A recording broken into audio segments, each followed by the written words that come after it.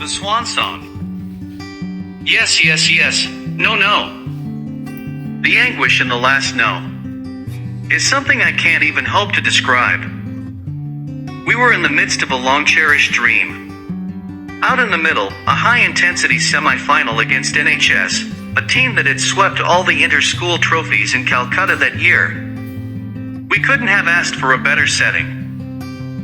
For the first time in the tournament, we were in deep trouble against a fine bowling attack, and it was up to Spundun and I to do the rescue act for SJC, a long-cherished dream which had rematerialized out of nowhere, and despite the crisis at hand, we glanced at each other and smiled, an overwhelming feeling of a dream on the cusp of becoming reality. Having absolutely bulldozed our way to the semis, we lost a sum total of 1 wicket in the 3 knockout games, chasing each time. Our hitherto untested middle order had been exposed, and against a good bowling attack on a slightly damp surface, runs were at a premium. I walked in at number 5. Spundun, who had gone in at 4, was yet to settle down. Buoyed by the dominance, a lot of chirping was going around. But for us, benchmates and former clubmates, it was time for business. We got off well, nudging around comfortably, and getting the scoreboard ticking along again. The innings was winding down, and just as we prepared ourselves for the final onslaught, disaster struck. It was a good-length medium-paced delivery which I tried to push to cover for a single, and hand over the stage to Spundun, who was finding his touch. The ball skidded on and nudging the bottom edge of the bat, bounced behind the wicket, meaning it was Spundun's call if a single was on. Yes, yes, yes.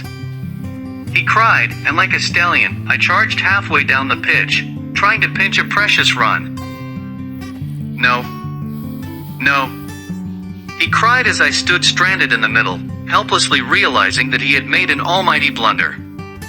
The emotion of the occasion had got the better of him, and as I watched the wicketkeeper comfortably flicking the bails off, a painful, bitter feeling materialized in our throats. Sorry, bye, he said. Fortunately, the years of club cricket had been able to mold a team mentality in our beings, and in spite of the heartbreaking moment, we realized that the match was still on, and the fairy tale could indeed happen in the final. Never mind, finish this well, I told him as I started on the painful trudge back. The final overs saw Spundun find his touch as square cuts and square drives were back in full flow, and he ended the innings with consecutive sixes. As he walked back triumphantly, he smiled and said, "Those were for you, brother." We did not have an impressive total, but a fighting one for sure. Most importantly, we had managed to gather some momentum, having been strangled and dominated for most of the game. The arm wrestle waged on in the second innings as well. They started the chase rather cautiously, but with the help of a few very uncharacteristic misfields, were gradually starting to take control of the game. It was just at this moment that the defining moment in Spundun and my long cricketing association arrived. I was fielding at third man, and thus had one of the best views. Spundun, bowling his medium pacers, pitched one slightly up around the 4th stump line. The ball pitched on the seam and cut the batsman in 2, before beheading the leg stump. The stump itself stood on the ground, but the top 2 centimeters of the stump were still flying when we started sprinting towards each other with a tribal war cry, arms raised in supreme triumph. For that magical moment, the whole world had ceased to exist, and from about 3 to 4 meters out, Spundun jumped straight onto me. It was exactly the moment we needed. We were in the game big time, and for the next hour, the best in Calcutta finally met their match that year. The momentum had once again taken a monumental shift. We started chipping away the wickets, our fielding found its feet again, and now, quite unbelievably, NHS were being methodically strangled out of the contest. Having had their dominance and probably arrogance wiped out, the match turned out to be a titanic battle. Ill-tempered, bad-mouthed along with some excellent cricket from both sides. As the ebbs and flows reached their climax, we had managed to wrestle back control, and they needed 20 off the last 6 to win. We were within touching distance of the final.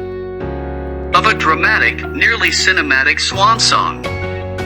3 decent deliveries and we were through. It was a tough decision to decide who was going to bowl the last. There was only one specialist bowler available, who some of us in the planning committee were slightly reluctant to go with owing to certain factors.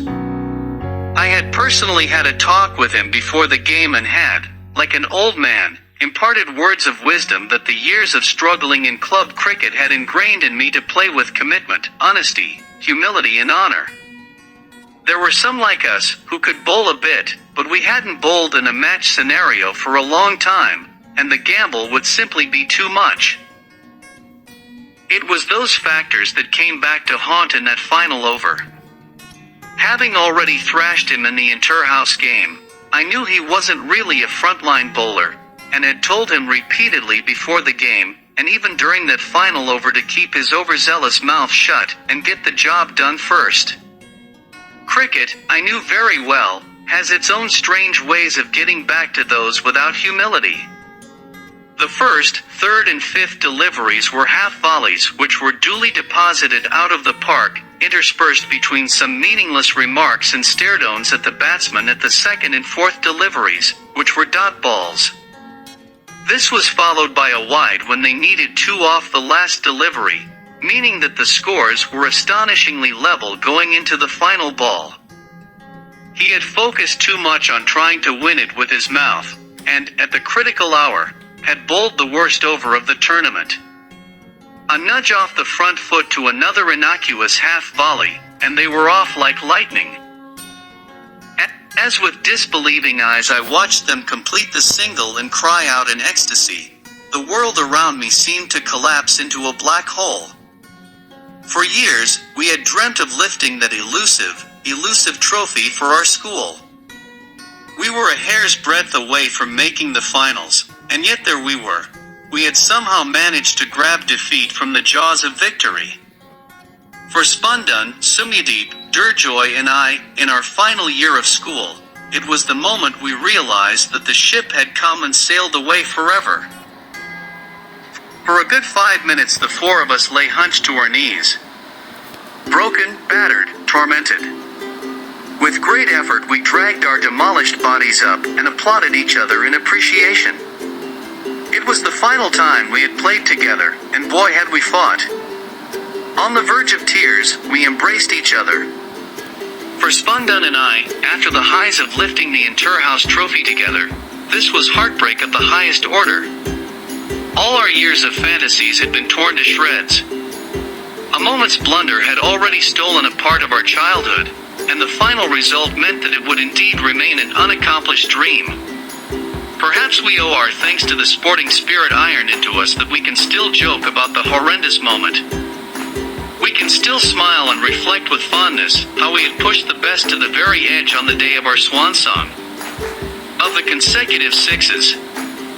Of that broken leg stump. Of the magnificent spirit with which we played the tournament. Perhaps we were champions on a hopeless romantic's book. As we walked off the ground for SGC one last time, we shook hands with the NHS boys, congratulated them on their magnificent victory, and wished them well.